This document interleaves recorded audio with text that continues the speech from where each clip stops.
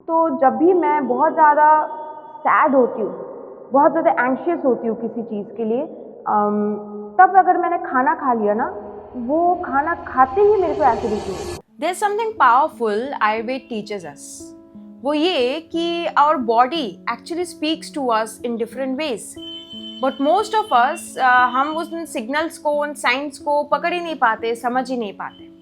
बहुत टाइम हमको ऐसा होता है कि हम एंग्शियस हो रहे हैं, ब्लोटेड फील हो रहा है, या फिर एसिडिटी का प्रॉब्लम हो रहा है। बहुत टाइम ना ये सिर्फ फिजिकल इशू नहीं होता, इसके जो है पीछे और भी चीज़ें, आपका इमोशनल हेल्थ, आपका मेंटल हेल्थ भी कनेक्टेड होता है बहुत टाइम, इवन आपका एनवायरनमेंट भी। आयुर्वेद एक्चुअली आपको सिग्नल देता है, साइन देता है पहले से ही। आयुर्वेद नहीं, आपका बॉडी। और आयुर्वेद में इसी के बारे में एक्चुअली बताया गया है। आज इसी को जो है हम थोड़ा सा डिस्कस करते हैं। चलिए आइए शुरू करते हैं।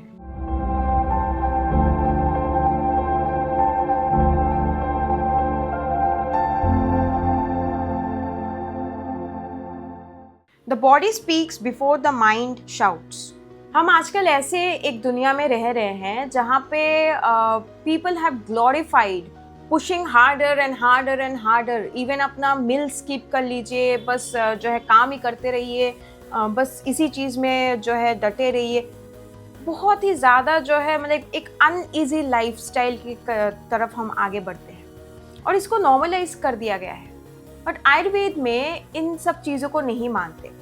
आयुर्वेद में त्रिदोष के बारे में बताया गया है, वात पित्त कफ, जो कि जो है अगर इम्बैलेंस होता है तो उसको हम इलनेस बोलते हैं, वो अगर बैलेंस में रहता है तो उसको हेल्थ बोला जाता है। और ये वात पित्त कफ ना आपका इमोशनल स्टेट से डिसाइड होता है ज़्यादातर टाइम। यस, आपका एनवायरनमेंट से भी डिसाइड होता है, आपके लाइफस्टाइल से भी डिसाइड होता है, बट आपकी इमोशनल स्टेट से डिसाइड होता है।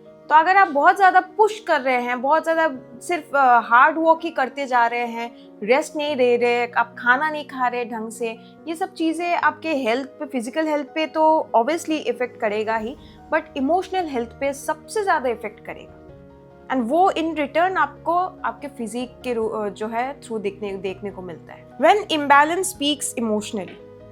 When Vata is imbalanced, the mind becomes restless. You feel anxious, scattered, or even fearful. When Pitta is high, emotions turn fiery. Anger, frustration, irritability. You want control but lose peace. When Kapha builds up, heaviness sets in. Lethargy, sadness, or emotional attachment that feels suffocating. Each imbalance starts subtly, maybe a poor sleep pattern, a skipped meal, or emotional stress. And over time, it shapes how you think, feel, and even how you love. Your body is a messenger. हमारा body ना हमें betray नहीं करता है, वो हमें science and signals देता है। हम जब अपने जो है अलाइनमेंट में नहीं होते ना अपने बॉडी से, तभी हम इन साइंस एंड सिग्नल्स को इग्नोर करके, इनको जो है लेट गो करके आगे बढ़ते रहते हैं। And over a period of time वो हमारे फिजिक में दिखता है, हमारे मेंटल हेल्थ में दिखता है, इमोशनली हम उसको फील कर लेते हैं। बट अगर हम बॉडी से अलाइंड होके उन साइंस एंड सिग्नल्स को समझ के आगे बढ़ते हैं तो उससे हमारा लाइफ जो है एक बैलेंस्ड जो है बैलेंस के थ्रू हम आगे बढ़ सकते हैं। और वो सबसे ज़्यादा बैलेंस आपको आपके इमोशनल स्टेट पे मिलेगा। जैसे ही आपके इमोशंस सेटल्ड होंगे ना अपने अंदर, आपका बॉडी ऑटोमेटिकली अपने आप को हील कर पाएगा। How to start listening. First, notice the patterns कि क्या खाने से आपको ट्रिगर होता है, कौन से एनवायरनमेंट में आपको ट्रिगर होता है, कौन से लोगों से आपको ट्रिगर होता है, कैसे बिहेवियर से आपको ट्रिगर होता है। ये सब जब आप अच्छे से जान लेंगे ना, अपने जो है जो सिस्टम को जो है समझ लेंगे ना, तब आप जो है उस हिसाब से चल सकते हैं। सी बॉडी का ना एक अपना इनेट विजडम होता है, वही उसका इंटेलिजेंस हम बोलते हैं, वही चीज़ गाइड करती है। तो you just have to align with that wisdom inside you and then the body will guide you according. Second, slow down your morning.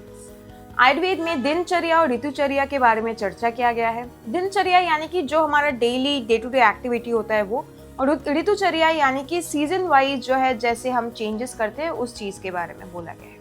तो आप अगर अपना दिनचर्या सुधार लेते हैं ना, आयुर्वेद के हिसाब से जैसे दिनचर्या बोला गया है उसको अगर आप थोड़ा सा समझ लेते हैं, आपके लिए कौन सा सही बैठ रहा है वो आप जान लेते हैं, मैंने ये लाइन क्यों बोला आपके लिए, बिकॉज आपका बॉडी टाइप डिसाइड करेगा आपके लिए कौन सा दिनचर्या जो है बेस्ट साबित हो रहा है।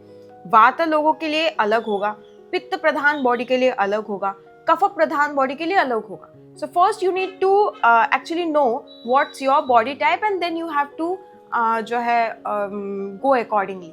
Now how to know what's your body type, आप इस वीडियो को देख सकते हैं। इसमें हमने जो है एक क्विज का जो है फॉर्मेट रखा है, उससे आप पता कर सकते। Third, align your food with your mood. See, food is not just for nutrition या taste, it's a vibration, it's a energy.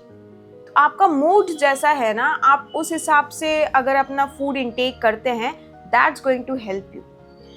मैं अगर अपना बोलूँ तो जब भी मैं बहुत ज़्यादा सैड होती हूँ, बहुत ज़्यादा एंग्शियस होती हूँ किसी चीज़ के लिए, तब अगर मैंने खाना खा लिया ना, वो खाना खाते ही मेरे को एसिडिटी होगा ही होगा। नॉर्मली मेरे को कुछ भी एसिडिटी, गैस्ट्राइटिस, ब्लोटिंग किसी चीज़ का प्रॉब्लम नहीं है। बट अगर मैंने ऐसे स्टेट में खाना खा लिया जब मेरा मूड जो है ठीक नहीं था, तो वो एसिड फॉर्म करता है। तो ये मैंने एक्चुअली देखा कि ये मेरा ट्रिगर पॉइंट है।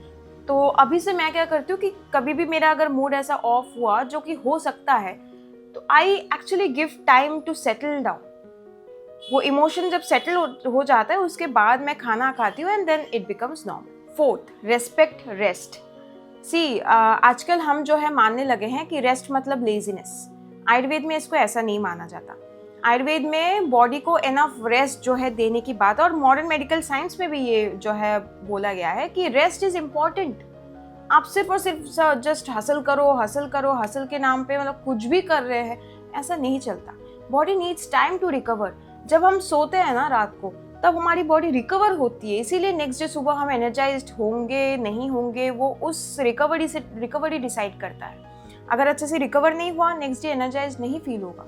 रिकवर हुआ, तब next day energised motivated feel होगा। सी, आयुर्वेद ये नहीं बोलता कि आप अपने बॉडी से लड़िए, नहीं, वो चाहता है कि आप अपने बॉडी को अपना फ्रेंड मानिए, उसको समझिए, वो किस चीज़ से ट्रिगर हो रहा है, किस चीज़ से उसको ईज आउट हो रहा है, उस चीज़ को जानिए और अकॉर्डिंगली जो है अपना जो टाइम टेबल है, स्केड्यूल है, सिस्टम है, उसको चेंज कीजिए। और यही एक्चुअली मैं बोलूँगी कि सही रास्ता है अपने लाइफ को हेल्दी वे में आगे बढ़ाने का। तो इसमें और भी डिटेल में जो है आपको जाना चाहिए। हम एक वीडियो में तो नहीं जा सकते उतना, मैंने बस आपको एक जिस्ट दिया है आयुर्वेद का। आप आयुर्वेद के बुक्स वगैरह पढ़ सकते हैं या कुछ कोर्सेज कर सकते हैं, जिससे आपको थोड़ा सा और जो है डीपली इसके बारे में पता चलेगा। ना अगर इससे थोड़ा सा और डीप अगर आपको इच्छा है जाने का आयुर्वेद में, तो आप हमारा ऑनलाइन योगा टीटीसी ज्वाइन कर सकते हैं। हाँ, टीटीसी में पूरा एक आयुर्वेद का सिलेबस नहीं होगा, कुछ एक पार्ट जितना ज़रूरी होता है बेसिक, वो इंक्लूड होता है। अगर वो आप जानना चाहते हैं योगा, फिलॉसफी, एनाटॉमी, ये सब के साथ, तो you can consider joining our online yoga TTC. हम 200 hours and 500 hours TTCs conduct करते हैं and we are affiliated under the Indian yoga association. Now if you are a yoga teacher and you are looking or you want guidance from me, you can consider joining our weekend workshops as well, जो कि जिसका जानकारी आपको हमारे community posts पे मिल जाएंगी। To register for any of this, you can call our team on this very number and register yourself. I hope this video helped. Thank you.